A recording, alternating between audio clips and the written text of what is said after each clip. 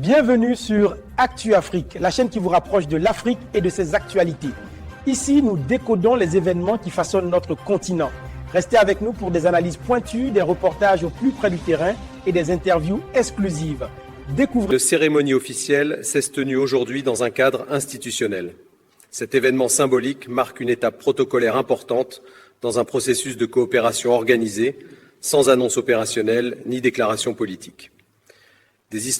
Cet étendard est désormais confié au commandant Daouda Traoré, appelé à diriger une force conjointe au cœur des enjeux sécuritaires régionaux. Au-delà du symbole, c'est un message clair envoyé, celui d'une alliance décidée à prendre son destin en main. L'AES avance unie. La remise solennelle de l'étendard marque le démarrage des activités de la force unifiée.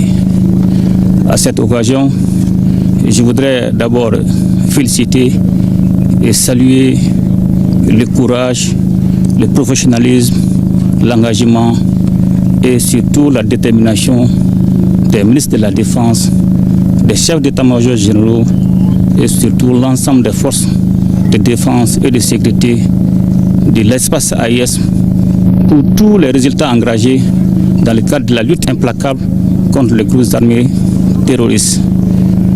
Et depuis la déclaration de Niamey le 6 juillet 2024, nos forces armées de défense et de sécurité ont engagé des opérations conjointes dont les récentes sont l'opération Iroko 1 et Iroko 2 qui ont permis la neutralisation de plusieurs chefs terroristes et la destruction de plusieurs sanctuaires.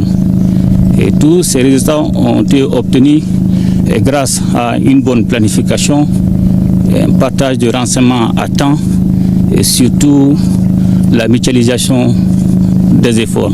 Aujourd'hui, avec l'installation du nouveau commandant de la force unifiée et la mise en place du poste de commandement conjoint à Niamey et la désignation des bataillons dédiés à la force unifiée, il revient désormais au nouveau commandant non seulement d'anticiper sur le nouveau mode opératoire des groupes armés terroristes et surtout de prendre le relais et continuer ce combat pour la sécurisation de l'espace du Sahel. Cette guerre n'est pas uniquement militaire, elle est aussi politique, économique et informationnelle.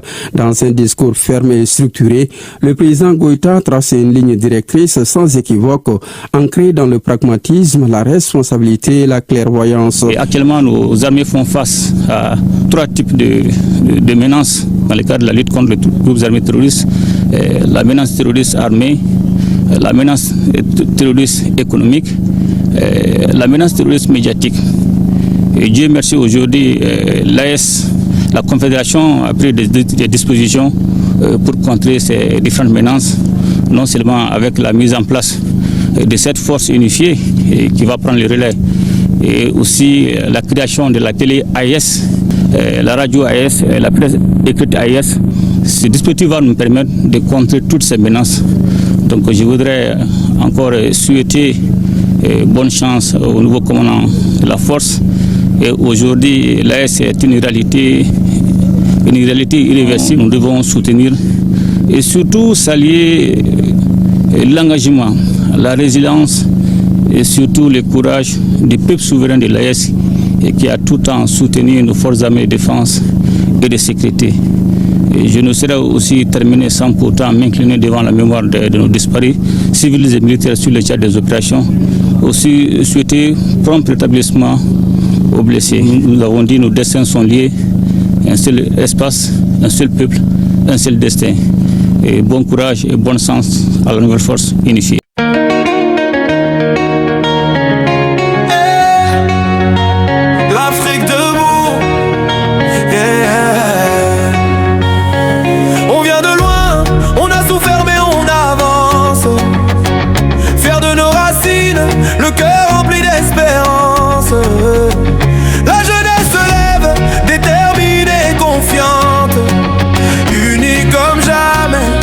L'avenir nous appartient.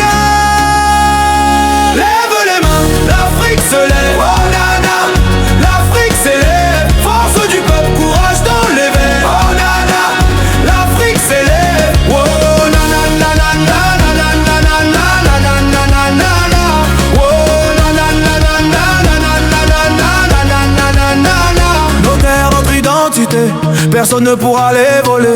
Wow. Esprit de liberté, ensemble on va tout reconstruire.